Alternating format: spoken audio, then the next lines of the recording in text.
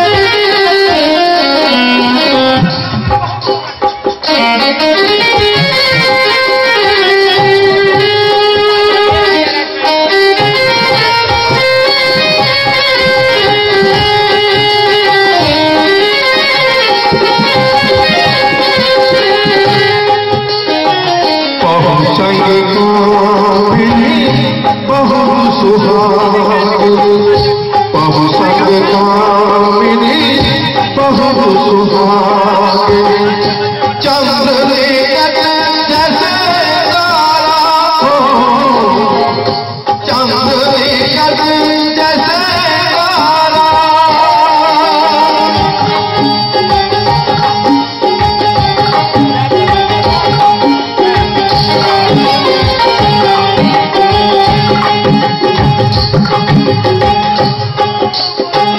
बहु संग कामिनी बहु सुहागिनी, बहु संग कामिनी बहु सुहागिनी, चंद्र निकट जैसे तारा हो, चंद्र निकट जैसे तारा, भलाई विद्यापति सुमरियावती, भलाई विद्यापति सुमरियावती, निर्धन हो तोहे जो माधव, तोहे जो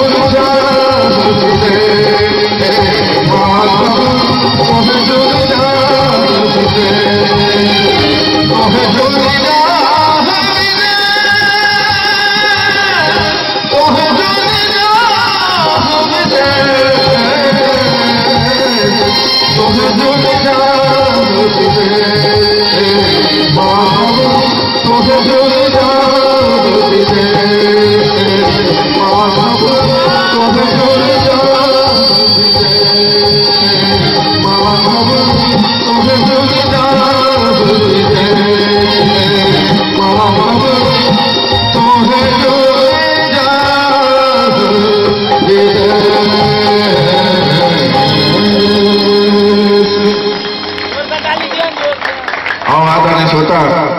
एक मिथिला वर्णन सुना रहल छी।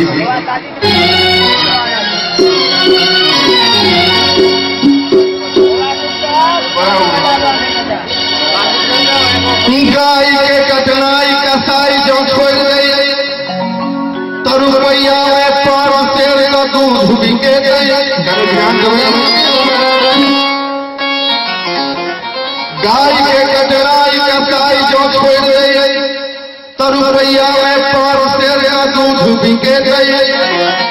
सिनेमा देखनाई यदि रिक्शा ठेला वाला सब छोड़ गई, तो सिनेमा के हीरो हीरोइन के कमुरिया में रिक्शा चलो गई।